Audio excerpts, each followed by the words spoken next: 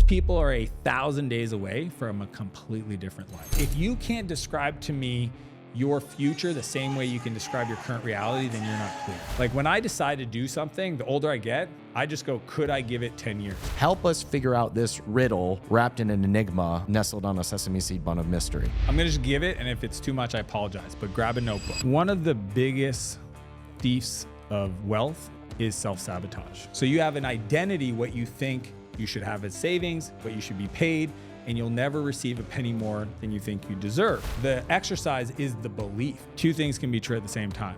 You can be absolutely grateful for what you have and also be aware that you are capable of more.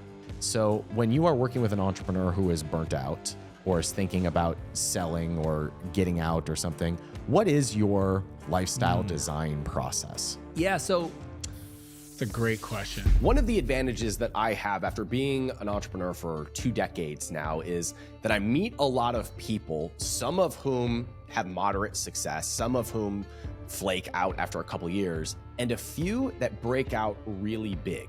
And when you've been in the game for a long time, you meet people when they're starting or when they're at the middle of their journey, and then you watch them explode over a short period of time. Those are the stories that fascinate me. The people that I grew up the ranks with and then had explosive growth over a period of a few years, I'm always curious what they did differently than everybody else. One of those people is Dan Martell. I met him at an event 7 or 8 years ago, and in the last 3 to 4 years, I've watched him explode onto the scene, both as a founder, an investor, and also as a personal brand. So I invited him onto the show to ask how he is winning in all of these different areas. But I also wanted to know if what he put out on the internet is actually what is true behind the curtain, because you never really know if what someone is showing on their social media is what their life is really like. So one of the questions that I asked Dan is, why do you have this personality on the internet that attracts such a polarizing crowd? It attracts a lot of people who are just that front of the market, wanting to be rich, driving Lambos, because I know who he is behind the scenes and he's not that guy. And so we wrestle with that on this podcast. We also talk about his 5 non-negotiable habits that he does every day, how he grew so quickly on social media, and we talk about how he runs at such a high level without ever burning out. I hope you enjoy this episode as much as I enjoyed recording it. Let's go hang out with Dan Martell. Dan, the way that I like to start these is I like to ask, how did you make your money? Yeah, that's the question. How did I make my money? It took a while. I think I was 7 years into building companies. Like I legit tried. I just got lucky. I started young. So I was 17. There's the backstory of getting a ton of crap, ton of trouble. And then when I finally started building businesses, I was 17 and I went till I was 24. And honestly, I almost gave up. My dad would be like, why don't you get a normal job? And I just said, I don't think I could do that. I don't think I would be a successful employee. Like I'm too opinionated. Back then I was definitely way more opinionated.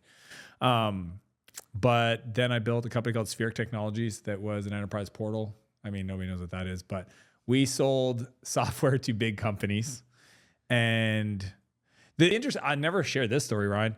So I'm selling software to Fortune 2000 companies. Okay. The biggest of the biggest, Procter & Gamble, Dole Foods, Johnson & Johnson. People always ask, how did you at 24 sell to the C-suite, right? The CFO, the CTOs. And the way I did it was I made fake resumes of people that I knew they would want to hire that would tell me that they were buying that kind of software. So essentially I made a resume for a software portal architect and a portal developer and all these stuff. But the phone number on the resume was my cell number. So when they would call and it'd be like, yeah, is John there? I'd be like, oh, John's on vacation, but he forwarded his number to me. And that's how I use that as an indication to have the sales conversation. So technically that's how I made my first dollar. But it took a while. It took 7 years, hired a business coach, this guy named Bob. He was an E-Myth coach. He showed me, I was more technical. He showed me how to do the business stuff. And that company made me a millionaire at 27 and then multimillionaire at 28. You sold that company? Yeah, sold that in 28 to a US firm. I'm Canadian. Thought I was going to retire. At 28? Yeah. Oh, yeah. As all 28 28-year-olds do Oh, when dude, they make I a boatload of money. I literally was like, okay, did that thing everybody talks about. I lived in a small town, 100,000 people on the ocean, Eastern Canada. I decided to build a new house. I bought a cottage on the water. I bought a boat. I bought a hot tub. I thought I was sorted. This is c'est la vie. And I think I lasted like 4 or 5 months, just like hardcore partying and trying to figure out like, what are we gonna do next? There was this guy named Norm. He's still alive and I love Norm. He's a nice guy, but Norm was the 40-year-old out on his boat with a bunch of 18-year-olds on the boat. Now they might not have been 18, maybe they were 20s, but whatever. Like he was that guy. You know what I mean? Like the kind of the old Florida guy. He's like the Dan Bilzerian. 100%. And there was something about seeing that and realizing, because his story was similar, where he was a business guy, made some money at a young age, kind of semi-retired, still had like the lobster shop and these things. But I was like, do I really want to wake up in 20 years and be like Norm? Realize it's not that cool. It's cool when you're 25. It's cool for a moment. It's cool for a season. Like, dude, that was one of my favorite summers. And then it was like, okay. You were 28 or 29 years old. Of course, it's your favorite summer. Yeah, I was 28. And I had gone through 4 years of just heads down, 100-hour week, like grind. So it was nice to have a chance to reset. But it was after that I was like, what am I going to do? So I remember I almost had allergic reaction to the moment, and I bought a one-way ticket to San Francisco. In the middle of building this new house, in the middle of everything, one-way ticket, that was it. Just went. It's interesting when I had my big windfall when I was 29, and my experience was a little bit different because I had a 1-year-old, and I basically just went right back into grinding on things that didn't matter. You didn't even give yourself a break. Maybe I think I read books for a week or two, and then I went right back into grinding. Even with a 1-year-old. Yep. Yeah. Wow. I didn't know anything else. I've been doing that since I was 18 years old. Yeah. Just grinding. But the thing that I've noticed, both for myself and other people who have that windfall moment after grinding for a long time, is there's this period in which you go, what the heck matters now? Like, I know I can be successful. I know that I can put my attention on anything and probably have it work. But finding that next mountain to climb is a completely different set of challenges than just trying to make your first dollar. So how did you navigate that? Because you're still grinding. Like I did drift for 2 years. So like Napoleon Hill wrote a book called Outwitting the Devil, and he talks about this concept of drifting, that the devil convinces us to, you're good, things are awesome, just chill out. And that's why I had the opposite reaction. It was such a 4 years of dedication. I was engaged during that time. She left me. She was just like, I can't deal with this. Health went to crap, put on like 30 pounds. It was so, I guess, painful that I finally got to that promised land, and I said, okay, I'm going to enjoy this. At the time I thought it was a smart move. I said, I'm not going to start something new. Like, I'm going to go to San Francisco. I'm going to meet people, maybe do some angel investing. But in hindsight, I 100% drifted. Like, I allowed myself to use that pain, because I think fear gives bad advice. So I was scared. Success can too sometimes. Yes, totally. And that was actually the moment where a lot of the ideas that I teach today, the buyback principle, came from, because, and you just kind of alluded to this, I have a gear to want to create. The problem is especially in being in a relationship with kids, is I know how intoxicating that can be, how that can, the art of the deal and the rush, and it's a known thing. It's my emotional home. Like, that's actually easy for me. What's hard is actually saying, okay, well, how do I do that with some level of integration? Not balance per se, but harmony is a better word, I think. And but I went the opposite, and I took my foot off any gas. Like, just took meetings with people, angel invested, but didn't really push, and really not even push in business. I stopped developing me. And I think that would be the biggest. I can relate to that. That's the distinction that I would say is, I knew from a young age, 17, 18, that like the personal development, right? I can only become to the level I develop. And I just decided to chill, travel, stop reading books, the mindset, the beliefs. And that cost me a lot. And in many ways, emotionally, it cost me a lot. I think financially, definitely cost me a lot. So that's the new norm for me, is how do I operate in a way that doesn't feel restrictive, but doesn't penalize anybody in my life for me wanting to be that way. How did you find which mountain you wanted to climb after having a big windfall at 28? I don't think I figured it out at 28. What happened was I had a full-time CTO building cool stuff for me. So I said, hey, his name was Scott. I said, Scott, I got crazy ideas. I code, but I'm just like, I don't want to work. So I'm going to travel, but as I have ideas, this is early days of social media, Web 2. And we just built a bunch of cool apps. We built Twitter tools on top. I had this really cool thing called Twintersect that was like LinkedIn for Twitter. So I could look at your profile and it would tell me who follows me that I don't follow that you follow. So it would. I'm already confused. Yeah. Try So again. the whole idea is there's a social graph that exists on all these social networks. If I want to connect with Ryan, the best person for me to get an intro is somebody that follows me that I don't follow because they're interested in me, that you follow. That but one they don't degree of follow separation kind of Yes, idea. Okay. but also the social signals. So we built this app called Twintersect, and it was essentially LinkedIn for Twitter. And I would use it to reach out to everybody and ask for introductions, and built another app called Hedwig that would look up social media data on email addresses. I mean, it was just Instagram.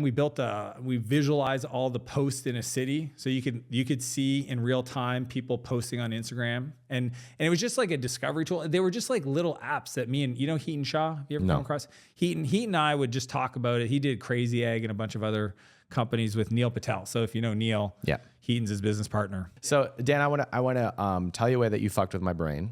And I'm really mad at you about it. Okay, so It's going to be good. we first met at a Camp Maverick. You do remember. Years ago. I do remember that, yeah. And you gave a talk, and I only remember one thing from the talk. And the thing that you said in this talk was that the culture of your business will be determined by the first 7 people that you hire. And it has always been in my brain. And I've actually looked at it. I have never built a team beyond 7 full-time people. And I think it is because in some ways I'm like, is this the culture that I want? Is this the culture that I want to lock in, or do I need to make some changes? And so I have a bit of a history of expanding to 7 full-time team members that work closely with me. And then I start to make some changes. So I'm curious if you stand by that statement of the culture being set by the first 7 people. I definitely do. But I think the caveat is it's not necessarily the first you hire. It's the ones you curate to be the ones to go on the journey with. Oh, interesting. Yeah. So that might be the caveat, I would say. So in every company, and here's the other lens, every person I hire when it's a small company, I'm asking myself a question: could they manage other people? Because if they couldn't, I'm creating bottlenecks for myself right out of the gate. So most people don't even ask themselves that question. They're like, oh, I need an administrative assistant. Cool, you can do the job. I need a graphic designer. Cool, you can do. But if you just said, could this person manage a graphic designer, another admin, then all of a sudden your capacity will never be bottlenecked. And That makes sense. That's why I say that is not only culture, yes, the type of people, because as the company gets bigger, what happens is your values dissipate down the line, right? So the team's 1,000 people, it dilutes itself. So that's why the initial core has to be so aligned and kind of on the same page that as it scales, it has some level of ability to dilute without like losing its magic. Yeah, that makes sense. We haven't seen each other much since that first meeting, but it seems like your life has gone on a very interesting trajectory since then. And I know very little about your business, but I hear your name everywhere now, and I see your content everywhere now. I just pay people. You just pay people. You just hired Faster. 7 people. Yeah, just to talk about me. Okay, David Gonzalez being one. 7 people Clay to distill Bear. down. Yeah. So I want to hear from you what you put your focus on over the last 6 years in order to grow the business that you have now and your personal brand. Yeah, so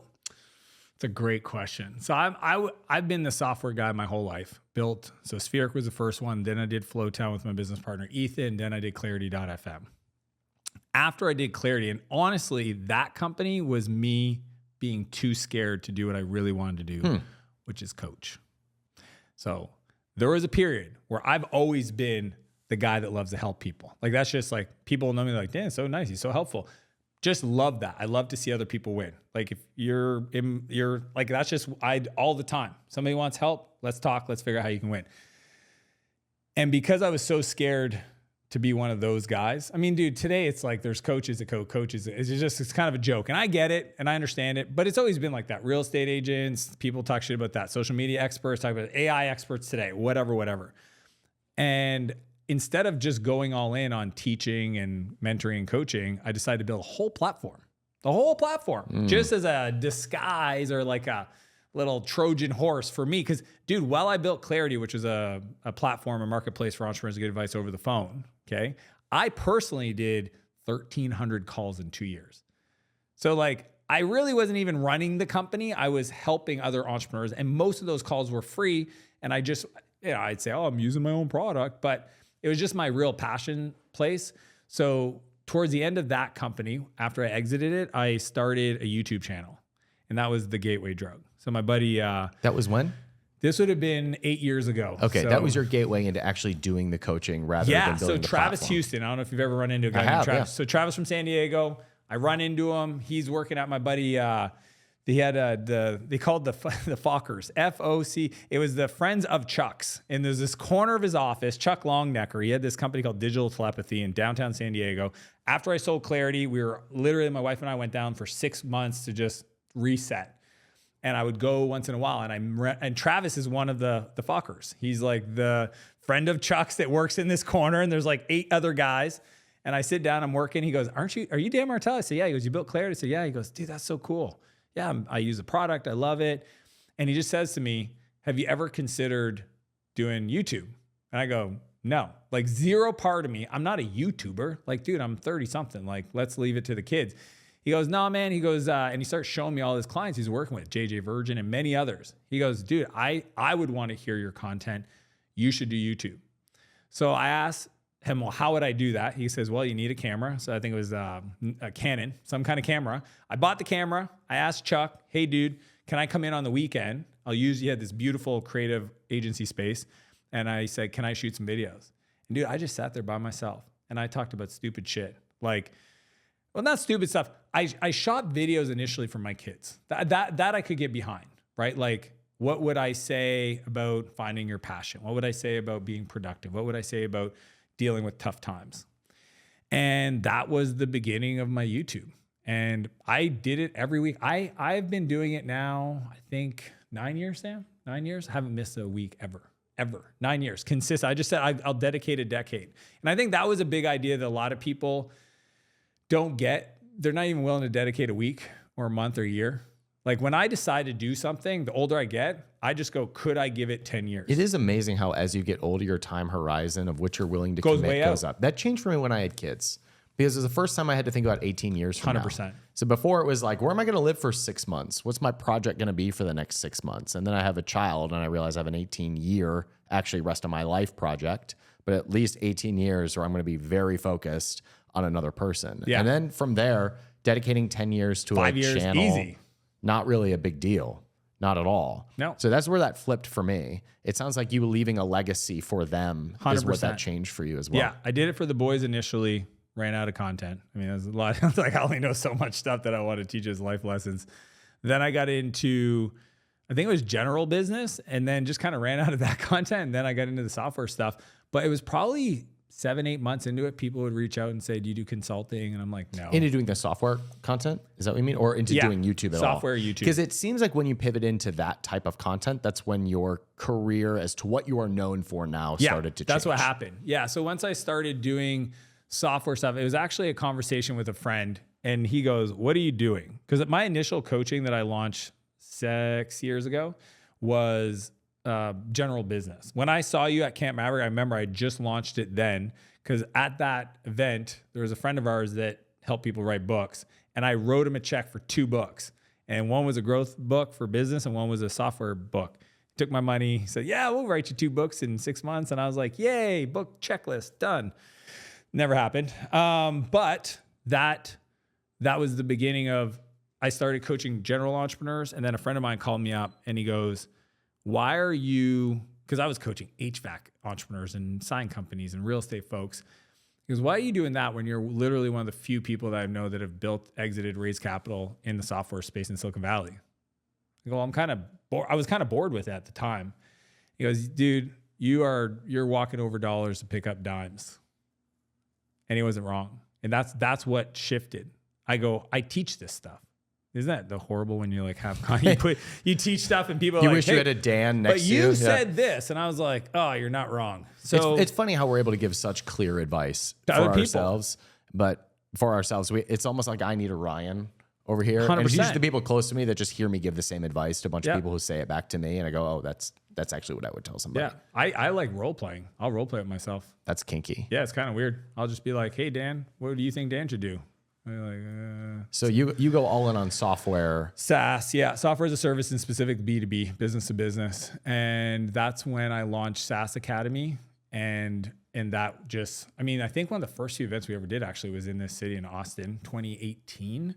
And there was maybe like 40, 50 people at that event. And today we have like 400. I mean, it's bananas. You mentioned that you're one of the people that has raised capital in this space. Yeah. I'm curious for you how you structure those deals when you go to raise capital for a company, because this is it's such a in the world of entrepreneurship, we understand the game of at least that term of raising capital and the cap table. But in the global world, the idea of raising other people's money and structuring that in a way that is unique to you and fits for the business is a very small amount of people. So when you go out for a capital raise, first of all, do you do that at the beginning of a venture? Do you do it once it's launched? And how are you thinking about how to structure the cap table? Hey, you watch me on YouTube and you listen to me on your favorite podcast player. And I've been thinking, you and I need to make this official. We've gone on a few dates. I've been whispering in your ear for a long time. Let's make this official. Let's put a ring on it. I pride myself on bringing you the real in the trenches entrepreneurs. These are people who often don't have followings. There's people who don't have a book to sell or a course to offer. These are the people who are doing real business and getting their fingernails dirty so that you can learn from their mistakes and their big wins. It helps me go get more people to help you when you hit the subscribe button, because it gives our community more leverage to be able to get the people that don't usually do podcast and YouTube interviews. So if you've been listening to me for any length of time, would you make this official and hit the subscribe button? It'll take you 2.5 seconds and it will help me help you on your journey to building a successful business. So a few things. I love this question. It's an awesome question. I'm gonna give your audience. I'm gonna just give it, and if it's too much, I apologize. But grab a notebook. I'll play translator. There's 4 ways to get leverage. I learned this from Naval Ravikant. Code, content, collaboration, and capital. Okay. So this book talks about faster than me. Right. I talk about it a lot. So that book is really about collaboration. How do you work with other people? That is the easiest way for you to get leverage. The capital one is actually anytime I talk to an entrepreneur and they go, I would grow if I had more money, that is a bad excuse. That's just you not knowing what skill you have to go develop, and raising capital to unblock capital as a constraint is your next skill to develop. So don't shy from it. Don't say that. No, that's the thing you got to go do. In regards to what kind of capital, that's the whole concept of like capital stacks, right? Like when you're small, when I start off, it might be just like sweat equity capital, right? Like social capital, other people helping out, friends, 48-hour launch thing, whatever it is. Then you got to go, okay, do we have friends and family? So like low risk, not professional investors. They understand there's risk, but they want to see you win. So you go with friends and family. The way I do it today, and you can go all the way up to you can go bank, you can go credit cards, you can go line of credit, you can go government funding, you can go blah, blah, customer financing, which is an awesome form of capital, all the way up to professional capital, which is, I would say, venture capital, risk capital, and then all the way up to growth capital or some other kind of even debt or mezzanine bridge financing at the highest level. That's kind of boring, but it's there, right? That's the capital stack. And what happens is every business has different needs for capital. So if they think of like each one of those streams as like a different kind of reason for capital, they're all different, right? So like what's required when you're trying to raise friends and family is different than when you're trying to get the bank to give you a line of credit. And they all serve a different purpose. And each person that lends at that level wants to create a portfolio. So that's another thing worth considering, is that you have to look at what you need. Sometimes it's just bridge capital, short term, 6 months. You can go private, right? I've done some private money lending. That's a good option. If it's like short, 6 months, pay the 10% origination fee, 12%, whatever the interest is, it keeps fluctuating, but you pay it, it's easy peasy. When me and my brother started a real estate company a long time ago, that was how we did it. Sure. Yeah, just short term. When I do venture back stuff, like if I look at Clarity, I probably put, I don't know, not a lot, maybe 30, 40K into the business. My own, hired a couple of developers. We built the prototype and we had revenue generating by the time I raised my 6 million. I raised 6 on, what did I raise it on? I think 6 on, I gave up 30% of the company No, I raised 1.6 on 6 million. That was the number. So I raised 1.6 million on 6. I didn't have any co-founders because I bootstrapped it with my Was own that money. a friends and family round? No, it was actually led by professional investors because I had already built and sold Flowtown. Okay. And then even before that, and that one was our first round of funding. Again, I bootstrapped it and financed it myself because I had the capital because I made the money in the first one. That first one I did myself. There was no external capital. It wasn't smart if you're trying to move fast because it's about speed, right? Capital just unlocks speed. You're either paying in money, equity, or time. Yeah. And like people are like, oh, I need to hire a CEO, but I can't afford it. Cool. You didn't earn it. So you can either go raise money to pay for a CEO and understand that that's just like putting on a credit card. That cost of capital is real. Yep. Or you go hire a junior person, you call him a ops manager, and you realize he's going to make mistakes, and that's the cost there. So like it always comes down to what are you trying to accomplish? Like I would even say in business today, like yourself, myself, where we have capital. So when you start off, you build bottom up, right? Because you don't know any better. You don't have the money. You don't have the resource. You have to build from the bottom up. When you have capital, like today, we build top down. Most people forget that. So they do their second, third, fourth venture. I'm guilty. Dude, don't go bottom up. My first hire, my new media company, guy named Todd, he was the GM, general manager. I'm building under Todd. I'm building under Sam. Like the new stuff, like I have a 100 million hold co at my business partner, Kevin. Him and I start there. He's the CEO. We build under there, build the team under there. Because that is, as a point to leverage, that is the highest point of leverage if you have capital, is deploy the capital for collaboration, for people that know how to do this, be the visionary, support the mission, show up the way they need to, act as talent. Like my whole frame for how I show up in all my companies today is I'm the talent. So I don't own nothing, I don't run nothing, I don't have work products. You guys need stuff from me, let me know, we'll negotiate. That's what I'll do. Makes total sense. I'm in the e-commerce world, and the e-commerce world took a big kick in the teeth in 2023. Yeah. Right. Valuations came way down. Software, same thing. You had Thrasio go, I don't know if they're out of business, but that bubble burst essentially. I'm curious on your take on the SaaS world and like where we are in the cycle, because what I see in the e-commerce world is you had these valuations come down so much, but you still have these big opportunities to deploy capital in like the institutional firms. But now just the terms are better. The valuations are more fair. Yeah, they're and so sober. I see an opportunity to pounce. What do you see in the SaaS world right now? Well, it's the SaaS world. It's any world. When everybody else runs, you lean in. Yeah. So Kevin and I were looking at buying companies. So he had SureSwift before we started the new Big Band software. That's my holdco. So we have $100 million to deploy. And when you say you have $100 million to deploy, what does that mean? Does that mean you have $100 million in a bank account ready to deploy? Or does that mean that you've got commitments from a New York firm that will... That would be a traditional PE firm. We're a holdco. So us, it's cash. Private equity or venture capital, they just have capital commitments, they call them. Yeah. Like I'm an LP in a bunch of funds. So like whenever they do a deal, they're like, oh, we're doing a capital call. And I wire my portion of whatever the deal is.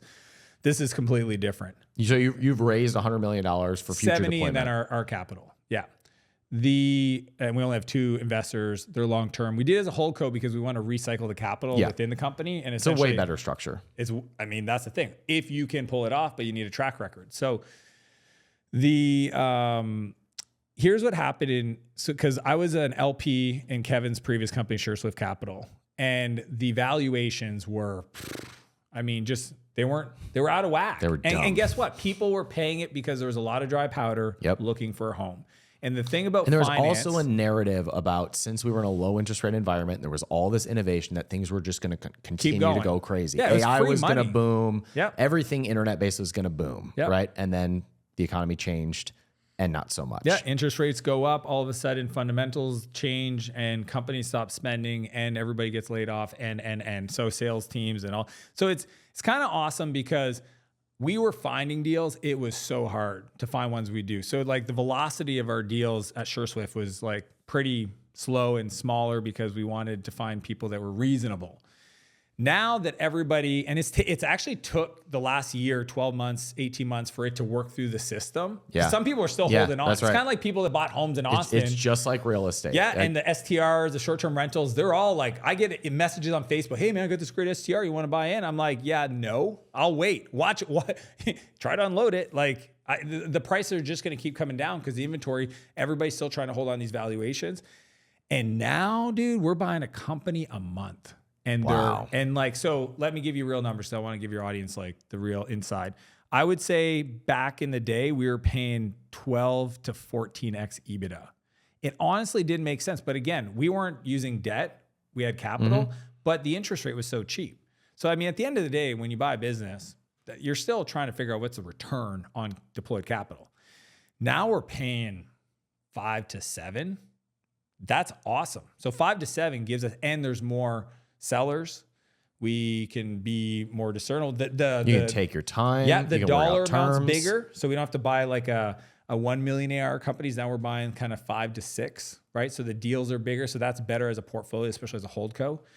And I just think that's what happens in all markets, right? So like I've been through 2001, 2008, now to 2023. When everybody decides to pull back, go in, right? Dude, I felt like an idiot I was on cash for a long time. I know what you mean. Like if you feel everybody is deploying and everybody is getting these crazy returns and you feel dumb for being patient. It did not make sense to me. And I was okay being in cash, right? And I just waited. And then once the valuations came down 23 and Kevin's like, hey, I'm going to go do this new thing. You want to be my partner? I'm like, dude, it's perfect. Let's do it. Let's take all the playbooks we built at SaaS Academy. Let's build all the pipeline. Because that's essentially in my world, from a marketing point of view, people come to me because they either want to like make it better themselves or they want to get out. Cool. Come get coaching at SaaS Academy, or let's talk about buying it yourself. Yeah, it seems like we have I said about a year ago that we had a 3-year window. So I think we have about 2 years of a window left in which valuations are going to be reasonable across the board. Yeah, and then they'll come back up. Yeah, Same thing and with we'll real go through estate. another cycle. Always cycles. But we still have about a 2-year window where it's time to be aggressive. Yeah. Start new things, invest in new things, buy companies, invest in cool projects, because very few people are willing to do And that. I'll tell you another reason why downward economy. So if you look at all the top tech companies from Google to Amazon, et cetera, they were all started in a down economy. Keith Raboy, who's one of the best operators, he was at PayPal, Square, he's at Khosla now, he's a VC. He said it to me this way. He goes, the reason why the best companies are started in a down economy is because they're high IQ per square foot. He said, when the economy's going and the money is flowing, then all the talent gets dispersed amongst a bunch of ideas, right? Y Combinator saying, hey, we'll give you 500K. And there's all these accelerators. There's all this drunk excitement.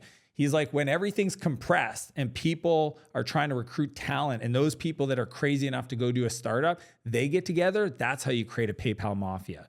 So I would argue, if you're willing to go into the bunker, into build mode right now for 2 years, and you get ready and you build your AI thing or your e-commerce thing or whatever it is, on 24 months from now, when the life is getting breathed back into the market, you are going to be ready to go with it. And that is where people think, well, things aren't good now, I'm not going to start. No, start now and ride that wave. I completely agree. I wanted to ask you something about something you said in a recent video that you posted. You said that you will never make more money than you think that you deserve. And even if you do accidentally, you will sabotage it. Yeah. I'm assuming this either comes from personal experience or observation. All of the above. So I was hoping you could clarify that statement. One of the biggest thieves of wealth is self-sabotage. So most people, they think, oh, it's the market. A guy said it. I love the way he said it. He said, me being rich doesn't make you poor. And McDonald's selling cheeseburger doesn't make you fat. Okay. There's 100% accountability to your circumstance. It has to be received. There's a perspective there. And what happens with self-sabotage as a concept is people have an internal thermostat of who they are, their identity, their level of wealth, right? We see it in our weight. People, I always tell them, if you went, they're like, it's not about the money. Okay. How much money you got in your bank account, or how much you get in your savings? Imagine you open up your bank account tomorrow and half of it is there. Do you change the way you show up? Well, yeah. Then it's about the money. So you have an identity, what you think you should have as savings, what you should be paid, and you'll never receive a penny more than you think you deserve. Because if it was half, you would fight for more. Yeah. So that's the identity part. The self-sabotage comes in. This is so fun because they have beliefs about what it means to be that they haven't resolved. And anytime they go above it, they make decisions to collapse it.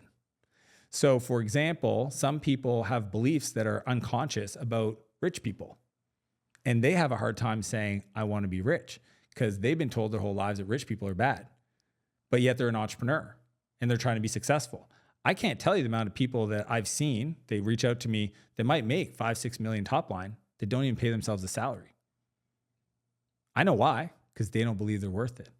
They have a business that it's there, but they have never taken a salary because they don't think it's worth it. You think it's that? You don't think it's that they're afraid the business is going to go away anytime tomorrow? Because I see that a lot, where people are just so afraid. The business has grown faster than their expectations, or it's grown bigger than what they thought that they could do. And so there is this belief that at any time the rug is going to be pulled out from under that me. is called self-sabotage. Okay, so same thing, different Fear gives manifestation. bad advice. So my experience was a little bit different. I had my big windfall at 29, and I was richer than I expected to be. And so I started investing into people that I thought were smarter than me, and turns out they weren't.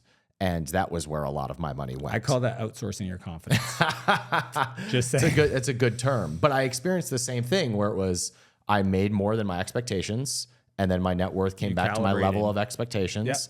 And now I get to do the work. Right. So now I get to do the actual work of both changing the expectations of myself and also changing my financial circumstances. I'm curious how you would coach somebody through that process of changing the level of deservability that they would expect of themselves. There's a lot. That's a deep question. I would say, first off, I don't believe you can hit a target you can't see. So that's right off the bat. Most people won't give themselves permission to be clear about what they want to create. They say, I want to be richer. I want to have a higher net worth. I want to be happier. But I'm like, I thought you were going to say, like, if somebody says I want to be a billionaire, but they have no reference point for what that actually means, that's a target you can't I would see. say saying I want to be a billionaire is still a lack of clarity. So let's say you do want to do that, then tell me where we're going to be at the end of the year, 5 years, 10 years, Fair. and let's write it down. Like I said, it's 1,000 millions. Most people don't even, like, if you had to plot it, they don't even realize how ridiculous that sentence is. So them saying I want to be a billionaire is no different than I want to be happier. It's just, they don't believe it. They just say it because they think that's what I'm supposed to say. Just like a lot of people, it used to be a million. That's not cool anymore. It has to be a billion. So unless you want to be a billionaire, you're not doing it. So 100% clarity. So first off, specificity matters. Then I would say, once we have the specificity, and the way I describe this is, if you can't describe to me your future the same way you can describe your current reality, then you're not clear. So if I ask you to describe this room, you see it. If I say describe that place you want to be in 10 years, and you're like, better, that ain't it. So 100% clarity. Then once we have a clarity, then we just have 100% belief. But the key for 100% belief is understanding you do not and will not understand how to get there today. That's a hard one, Ryan. People don't want it. They're like, but I need to know. Those are the left brain people. Yeah, Tell me. It was an obsession with how. Until I know how, I can't build it. Dude, there is no how. Because I can tell you every win I've ever had, when I look at why I won, wasn't the way I thought I would win. So it's not the how. The exercise is the belief. And just hold that, visualize that, stay with that space, be in that energy. Your frequency is what you will frequently see. If you cannot get in tune with how that'll feel, because that's the cool part. It's not actually about the shit or the money. It's about how you're going to feel. That's right. So now we talk about the feeling. In that feeling, then we say 100% of the time.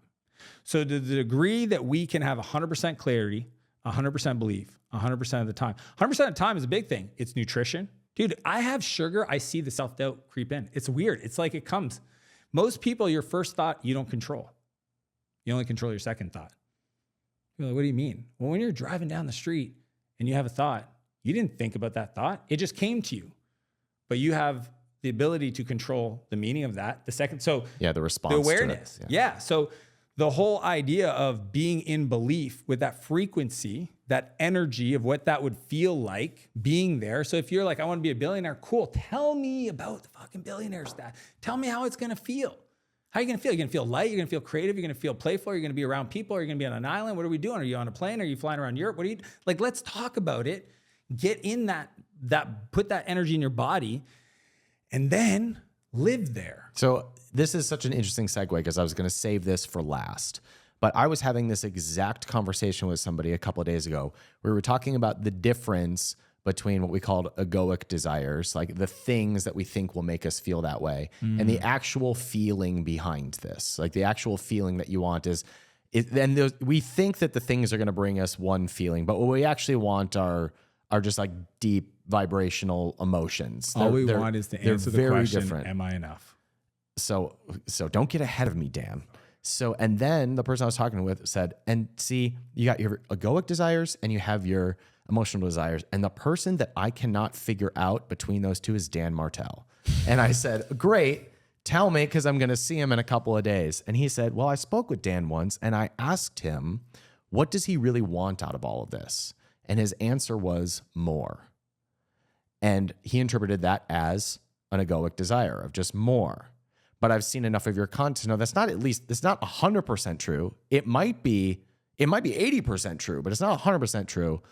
You talk enough about the emotional perspective that you have some understanding of this. So help us figure out this riddle wrapped in an enigma nestled on a sesame seed bun of mystery. Dude, I love that question.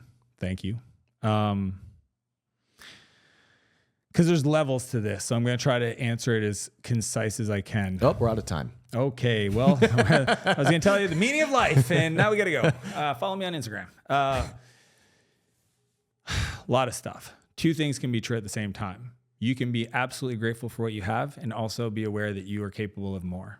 And those are not in conflict. Okay, so my coach calls it blissfully dissatisfied. You're allowed to be in joy, in gratitude, in abundance, at the same time, desire to create more. The issue is not more, it's why you want more. If more is to try to fill a void called, am I enough?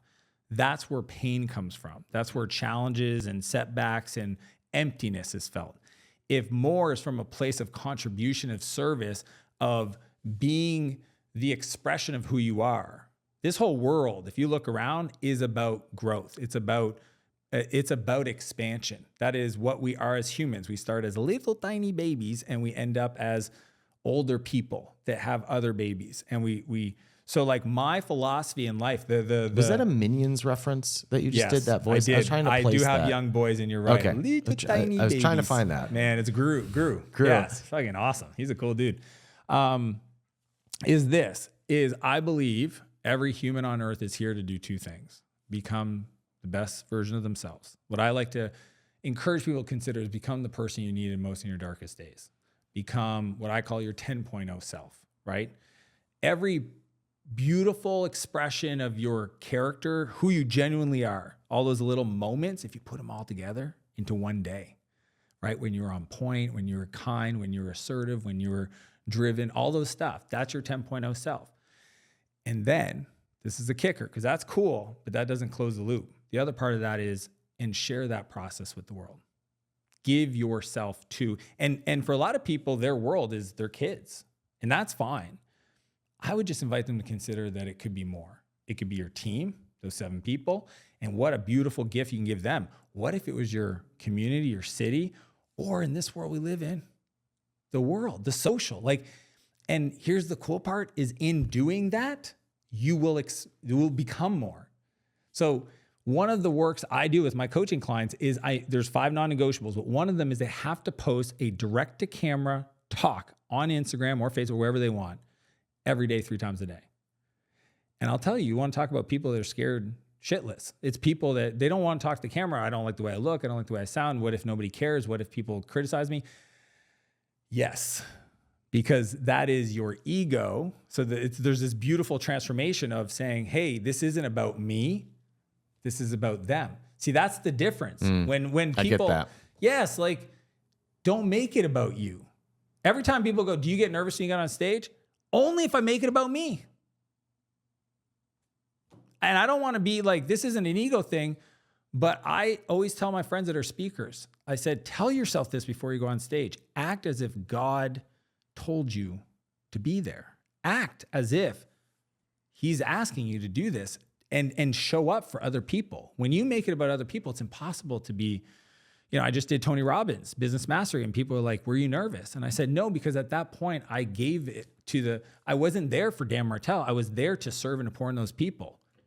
get that. All of my depression, anxiety, nerves, fears all come from me thinking about what I'm going to get out of something. Yeah. And the minute that I flip it into what I can do for somebody else, all that dissipates and everything else is added onto you as well. And the ironic thing is that that's when you get everything that you want. Everything. But it's not about getting what it is. No, that you this want. is the hardest part because it requires faith. That when you take this step to a completely different way to create. I'm sorry to steamroll you on this, but I don't look at it as faith. At some point, the pain of selfishness is just like too much to bear anymore. For me, anyway. It's just like my own selfish tendencies hold me back enough of happiness to where it's like I actually enjoy my life better when I make it about serving you or the other person. When I use the word faith in that context, I mean you have to have faith that it is the better way of doing it without proof. Because most people are like, I don't agree. That lands. Yes. That lands because there is still like a... Because they're like, how does this work for me if I make it about them? And I'm like, trust me, it actually does. Because in the service of other people, that energetic exchange, that frequency, right? The world isn't as it is, it's as you are. When you flip the inward and you go outward and it's about contribution, you see the world completely different. You see those opportunities, those collisions, those connections. It's like, how did I meet the perfect person at the right time? It's because you were coming from a place of service. That's karma. It's actually spiritual. It's tithing. You can only receive what you give. People are like, I want more love in my life. Give more love. Yeah, there's still this idea that lives in my brain of if I really flip all over into service, then I'll run out of money and I'll let people down. But that is what you're saying where the faith comes in. Because I'm at a point right now where it's more like, if I run out of money and I lose everybody close to me, like I still would rather be in a serving place in my life for the experience of it and the joy of it. But I know intellectually that it will probably lead to even more good than if I'm operating selfishly. That's what you are calling That faith. is. And I think some people have a hard time because I'm saying you have to learn to let go, to show up and give, and know in that space without a place of need, that's the problem, that it will work out. So it's blissfully dissatisfied. It's understanding that when we can create from a light energy, and I get it, when we start off, we're like, whatever we got to do to move forward. And I'm going to prove this person wrong. And it's a very dark energy. It's like diesel fuel. As you continue and evolve, and I think that's what we're all here to do. Ram Dass has this great quote that says, we spend the first half of our lives becoming somebody and then spend the second half of our lives becoming nobody, right? There's a reason why billionaires want to be Buddhists, but Buddhists never want to be billionaires. But the light energy is actually a more potent, fun. That's why I wrote this book, dude. This is a gateway drug to get people to create the space in their calendar to go on the journey that we've been on to do the work, all caps. You know what I mean? Like, I just think it's the funnest part. If people want to come for the business growth, I'll give them that, but that's only to serve the calendar to create the space to then go and do the work. Completely get it. I'm actually going through that transformation over the last year of just creating more space, because when I'm in an effort energy, that is when I sell the hardest. It's when I want to take the most. It's when I want to just grind. But when I have space to come up with the insight that allows me to think about doing something completely differently than anyone in the space has ever done. That's how we innovate. That is when everything opens up. And Ryan Deiss actually said that you are the best that he knows at intentional lifestyle design for that type of a structure, of actually reverse engineering. How do I create that space in order for that truly innovative idea to be able to make its way through me? So when you are working with an entrepreneur who is burnt out or is thinking about selling or getting out or something, what is your lifestyle design process? Yeah. First off, I think people are burnt out because they're doing stuff they know they shouldn't be doing.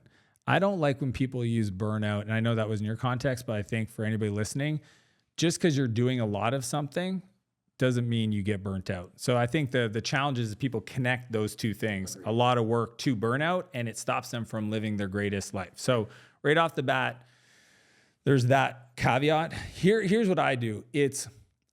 You have to first understand for you at your current, let's call it frequency, what lights you up, your consciousness, what is missing. And this is where people do need somebody that's been there that can give them options. Because if you don't know that going to the gym is a thing, then somebody needs to tell you. But some people may not even realize, right? Or how to do it right. So I think first off, let's talk about what would, 12 months from now, what would a 10 out of 10 day and week look like? Once we have clarity around that, like people want to work. Most people don't want to not work. They want to feel fulfilled. And to create fulfillment, you have to feel like you're contributing, or you got to feel useful. So let's figure out what that is. If it's 30 hours a week, 20 hours a week, 40, 50, I don't care. Just tell me what it is. And then let's talk about moments you've had in the past where you felt that gave you opportunity to pause, opportunity to reconnect, opportunity, spiritual, your relationships or whatever. So I like, for me, being on stage, going to events with other amazing people, those are the first two things that came up. But you wouldn't do the stage if you had to do 15 keynotes a month. You're absolutely right. So that's the part that I help people with and say, okay, well, let's put some numbers around this. So 2 great keynotes a month, that's cool. Yep, that's cool. All right, boom, boom, boom. And then we put it into the preloaded year. So I have this 1-page template I give people, they can download in the book, but I use it. And I'll show you mine after this. It's literally every month in my calendar on 1 page. And then the way I do is I put the big rocks that are there for my family and I first. So I always go my wife and I's stuff, all of our family vacations, all of our couple retreats, that goes in first. Then I go to the work stuff, all the money making, the events I got to do this week here. That's been in the calendar. We do that in December for the following year. And then I go into my personal stuff. So the boys trip, my mountain biking, snowboarding, snow biking, all that stuff, that goes in. And then I go and I ask other people, my team, is there anything you guys would like me to do? Sam's like, hey, I want to do media tours. We're going to do LA, New York, et cetera. Perfect. Let's figure out. Because I'm looking at the energy rhythm. See, people think they manage time. They don't. You manage your energy and time. So like, I don't look at like how to be productive. I look at how to use my energy. Okay, wait. So that is why you prioritize the things like the family stuff and then the 100%. things that you want to do in the business first, because you know that they're energy giving, not energy taking. And I've done the opposite and paid for it. Right? That's Just the like, problem. what's the most productive thing? I'll grind at that. You flip it because of energy management. And where, if there was pain, would you drop the other thing if they came into conflict? So most people, if their family was at risk, they would drop the work. So that has to go first. Most people, if it's work or play, hey, let's get the work stuff because it gives me the right or the resources to play more. So work, then play, then other demands. And that's kind of the big rock concept that I put in. But once we design it, and I don't try to overload it, but like look at the rhythm. Like we do quarterly couples retreats and I do like 3 boys trips a year. And then you just run it for the year. And at the end of the year, me and my wife sit down and we look at this and I look at it and we ask ourselves, would we do it again? And anything that doesn't turn out to be an F, it doesn't end up back in the new rhythm. It creates the space for us to evaluate, hey, here's other things we want to do. Like this year, we want to go to Australia in December. Usually we did a Christmas thing with our family. This year we're going to Australia. We usually did this in the summer. Now that we're doing this in the summer. So we're playing with that, because if you're intentional about it, you'll never wake up and go, I feel burnt out because I haven't seen my family in 3 months. Right. See, that's the problem is most people that feel a certain way, it's because they've neglected another area of their life. When you design it this way, you can't neglect it. I can't neglect my wife if I've got a 3-day couples retreat every quarter. Like like we're together. Well, we should probably talk. You know what I mean? We should hang out. We should cuddle. Like, let's do some stuff. So that to me is what makes my approach different than most. And at the same time, some people don't like to plan that much. I just don't know what are we doing here? I get it. That really lands. We don't have time to go into this concept, but I want to tell you my one really big aha that I took from Buy Back Your Time. The difference between transactional leadership and transformational leadership. This idea of you have transactional leadership, which is I will tell you what to do, versus transformational leadership, which is this is where we want to go and who we need to become in order to execute that vision. That was a big aha for me and gave me kind of my next set of growth that I need to work on. Love that. I want to wrap by hearing you mention the other 4 non-negotiables that you teased earlier. You said 3 Instagram posts a day. They're very designed specifically for different expansion of the body, the person. Okay, so I'm going to tell you the mechanics, but I may not have there's levels to why these things matter. Okay, some people are like, oh, post 3 times on social media. That's for marketing. Yes, and yes, and. So first off, review your goals 3 times a day. So when we talk about belief, hey man, you will adjust. If 3 times a day, I have triggers. I review my goals for the year, 12 power goals. Review those 3 times a day. Workout 45 minutes a day, must sweat, must break a sweat. I don't care if it's a ruck or a gym or yoga, must sweat. 10 pages of a book, feed your mind. Some people think it's about learning. Yes, and it's literally kickstarting your mind. It's the 3 posts every day so that you have to share yourself with the world, because that's spiritual, that the energy will come back. And then the fifth one is 5 opens. 5 outbound messages to people you think you can help or you can collaborate with. Dude, I call that your personal economy. If you do that, it's impossible for you not to grow, dude. Yeah. 5 a day. I do it every day still. It doesn't matter. People are like, is this really Dan? I'm on Instagram. I'm like, I'm sending voice. We got footage. I'm at the gym and I said, dude, motherfucker, if you ask me if this is Dan one more time, I'll block you. Like I told you it was Dan. Yes, it's me. Because I believe in that exchange. I want to have that engagement. I want to see if I can be helpful. And I just think those are the 5. If I had to pick it, this is what I will do for the rest of my life. These are the 5. And when you do that every day, we talk about dedicated decade, most people are 1,000 days away from a completely different life. If they could just do 1,000 days of 5 daily non-negotiables every day, or even on weekends, well, you can't work out every day. Yeah, you can.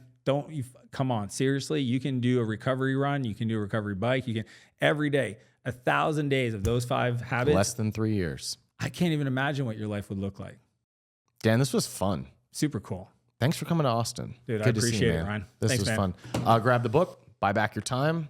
Dan Martell, great to see you again. You as well. Cheers. I loved where we concluded this episode because it has been kind of a theme here on the channel. Have you noticed this? This idea of operating from a place of service, of creating something that impacts millions of people or impacts one person. And when you can think about the actual contribution of your career and you can focus on that, the beautiful irony is that everything else you want is added unto you as well.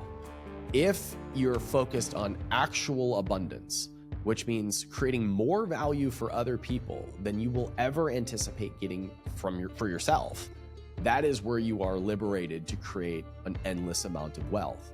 And the weird irony there is that it doesn't feel like exhausting work. It feels like fulfilling work. The lesson that life continues to train me, and one day I hope to actually get this, is the more that I think about creating for someone else and not for me, that is when I am most fulfilled. That's what's most important. But the secondary result of that is that I end up making more money and creating more wealth and more upside than I could have ever dreamed possible.